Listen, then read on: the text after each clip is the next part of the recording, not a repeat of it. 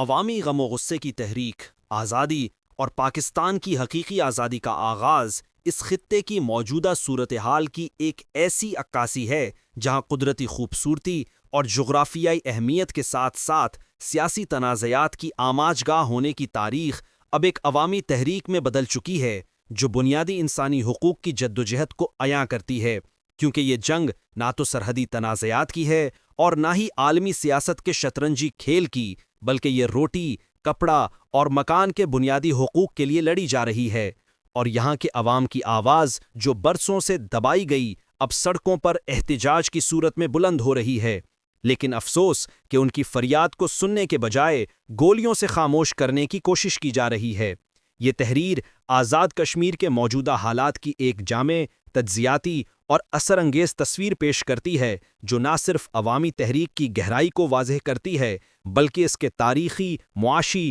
اور سماجی پس منظر کو بھی اجاگر کرتی ہے۔ 1974 کے عبوری آئین کے ذریعے نیم خود مختار حیثیت رکھتا آزاد کشمیر اپنی آبادی کے تناسب سے غیر معمولی معاشی شراکت کرتا ہے، کیونکہ یہ خطہ واٹر پاور سے سالانہ 3000 میگا واٹ سے زائد بجلی پیدا کرتا ہے جو قومی گرڈ کو سپلائی کی جاتی ہے، لیکن اس کے بدلے میں مقامی لوگوں کو مناسب رائلٹی یا ترقیاتی فنڈز نہیں ملتے، اور وفاق سے ملنے والی سبسڈی جیسا کہ 40 کلو گرام آٹے کی قیمت 2000 روپے جو پنجاب اور سندھ میں 3900 سے 4300 روپے کے مقابلے میں کم ہے، ناکافی اور اکثر بدعنوانی کی نظر ہو جاتی ہے، کیونکہ آٹا یا تو غیر معیاری ہوتا ہے یا سرحد پار سمگلنگ کے ذریعے منافع خوروں کے ہاتھوں فروخت ہو جاتا ہے۔ اسی طرح بجلی کی قیمت 3 سے 4 روپے فی یونٹ ہونے کے باوجود پرانا انفراسٹرکچر اور بڑھتی ہوئی طلب نے عوام کے لیے اسے ناقابل برداشت بنا دیا ہے۔ یہ تحریک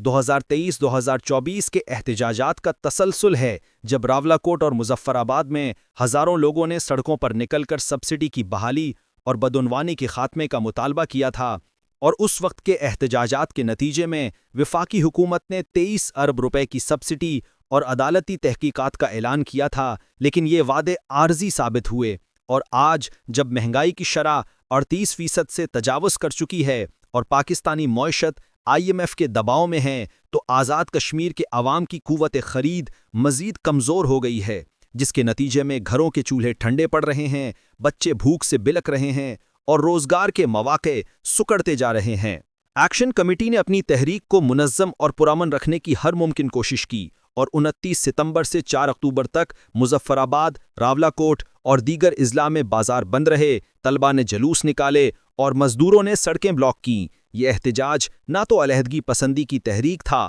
اور نہ ہی کسی سیاسی جماعت کا ایجنڈا، بلکہ یہ ایک ایسی آواز تھی جو بنیادی انسانی حقوق یعنی روٹی، بجلی اور انصاف کے لیے بلند ہوئی۔ لیکن حکومتی رد عمل نے اس پرامن احتجاج کو تشدد کی راہ پر دھکیل دیا جب 1 اور 2 اکتوبر کو مظفر آباد میں سیکیورٹی فورسز، جن میں 2000 سے زائد پولیس اور رینجرز کے اہلکار شامل تھے، نے مظاہرین پر براہ راست فائرنگ کی، جس کے نتیجے میں کم از کم 8 افراد ہلاک اور 100 سے زائد زخمی ہوئے، جبکہ انٹرنیٹ کی بندش اور سڑکوں کی ناکہ بندی نے احتجاج کو منظم کرنے کی کوششوں کو کمزور کرنے کی کوشش کی، لیکن اس کے برعکس عوام کا غم و غصہ مزید بھڑک اٹھا اور حکومتی بیانات میں دعویٰ کیا گیا کہ مظاہرین نے پتھراؤ کیا اور سرکاری املاک کو نقصان پہنچایا۔ لیکن سوال یہ ہے کہ کیا ایک شخص کا اپنے بچوں کے لیے آٹا مانگنا، بجلی کے بلوں میں ریلیف طلب کرنا یا انصاف کا مطالبہ کرنا اتنا سنگین جرم ہے کہ اس کا جواب گولیوں سے دیا جائے؟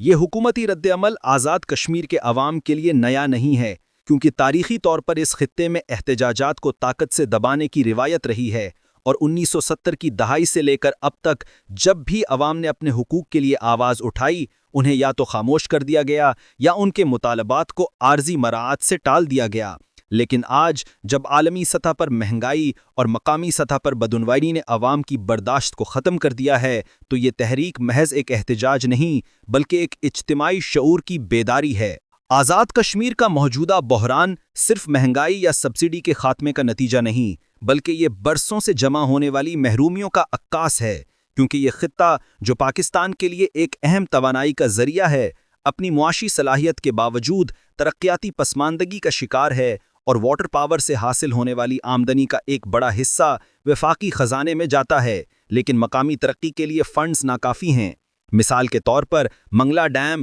جو آزاد کشمیر کی سرزمین پر واقع ہے، سالانہ اربوں روپے کی بجلی پیدا کرتا ہے، لیکن اس کے بدلے میں مقامی لوگوں کو مناسب رائلٹی یا ترقیاتی فنڈز نہیں ملتے۔ اسی طرح شرح خواندگی کے لحاظ سے آزاد کشمیر پاکستان کے دیگر خطوں سے بہتر ہے، لیکن روزگار کے مواقع کی کمی نے ہزاروں تعلیم یافتہ نوجوانوں کو ہجرت پر مجبور کر دیا ہے، جبکہ حکومتی بدعنوانی نے بھی عوام کا اعتماد توڑ دیا ہے، کیونکہ سبسڈی کے نام پر مختص فنڈز اکثر اعلیٰ حکام کے ہاتھوں میں چلے جاتے ہیں اور ترقیاتی منصوبے کاغذوں تک محدود رہتے ہیں۔ جیسے 2024 میں وفاقی حکومت نے 23 ارب روپے کی سبسڈی کا اعلان کیا تھا، لیکن اس کا زیادہ تر حصہ بدعنوانی اور غیر شفاف نظام کی نظر ہو گیا، جس کے نتیجے میں عوام کے لیے بنیادی سہولیات یعنی صاف پانی، صحت، تعلیم اور روزگار آج بھی خواب بنے ہوئے ہیں۔ آزاد کشمیر کا موجودہ بحران نہ صرف ایک مقامی مسئلہ ہے، بلکہ یہ پاکستان کے وفاقی ڈھانچے کی کمزوریوں کو بھی عیاں کرتا ہے،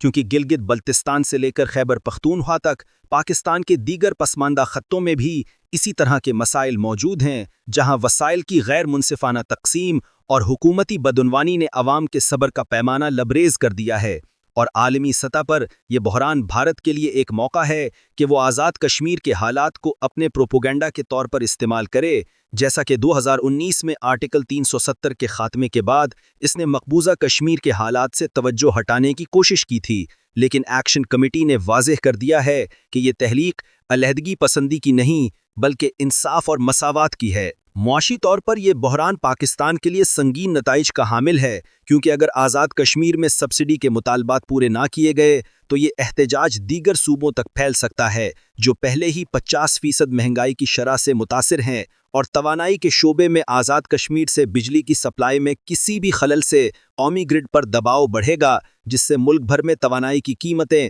مزید بڑھ سکتی ہیں۔ 4 اکتوبر 2025 تک وفاقی حکومت اور ایکشن کمیٹی کے درمیان مذاکرات کے نتیجے میں ایک عارضی جنگ بندی ہوئی اور احتجاج کو معطل کر دیا گیا، لیکن یہ حل عارضی ہے اور ماضی کے تجربات بتاتے ہیں کہ اگر بنیادی مسائل حل نہ کیے گئے تو یہ تحریک دوبارہ شدت اختیار کر سکتی ہے۔ لہٰذا مستقل حل کے لیے چند اقدامات ناگزیر ہیں، جن میں آٹے اور دیگر ضروری اشیاء کی تقسیم کے لیے بلاک چین ٹیکنالوجی کو استعمال کرتے ہوئے ایک شفاف سبسڈی نظام کی تشکیل، آزاد کشمیر کے واٹر پاور سے حاصل ہونے والی آمدنی کا ایک منصفانہ حصہ مقامی ترقی کے لیے مختص کر کے توانائی کی رائلٹی کی منصفانہ تقسیم، 1974 کے عبوری آئین میں ترامیم کر کے آزاد کشمیر کو زیادہ مالیاتی اور انتظامی خود مختاری دینا، اور حکومتی اہلکاروں کے مراعات کو ختم کر کے بدعنوانی کے خاتمے کا عزم شامل ہے۔ آزاد کشمیر کے پہاڑوں اور وادیوں میں آج صرف فطرت کی خاموشی نہیں بلکہ بھوک سے بلکتے بچوں کی آوازیں اور احتجاج کے نعرے گونج رہے ہیں، کیونکہ یہاں کے عوام اپنی عزت نفس اور بقا کے لیے کھڑے ہیں۔ ان کی آنکھوں میں آنسو ہیں، لیکن امید کی ایک چمک بھی موجود ہے کہ شاید کبھی ان کی آواز سنی جائے گی، اور یہ تحریک محض آٹے اور بجلی کی جنگ نہیں بلکہ ایک ایسی لڑائی ہے جو پاکستان کے ہر اس خطے کی نمائندگی کرتی ہے جہاں عوام اپنے بنیادی حقوق سے محروم ہیں۔ یہ سوال صرف آزاد کشمیر کا نہیں بلکہ پوری قوم کا ہے، کیونکہ جب ایک خطے کے عوام پر ظلم ہوتا ہے اور ان کی آواز دبائی جاتی ہے تو یہ پوری قوم کی بنیادیں ہلا دیتا ہے، اور آزاد کشمیر کے عوام آج یہ پیغام دے رہے ہیں کہ وہ ظلم سہنے کے لیے نہیں بلکہ انصاف مانگنے کے لیے کھڑے ہیں۔ یہ تحریک ہمیں یاد دلاتی ہے کہ حقیقی آزادی روٹی، کپڑا، مکان اور انصاف کے بغیر نامکمل ہے، اور اگر یہ آواز سنی نہ گئی تو یہ نہ صرف آزاد کشمیر بلکہ پورے پاکستان کے لیے ایک عظیم نقصان کا باعث بن سکتی ہے۔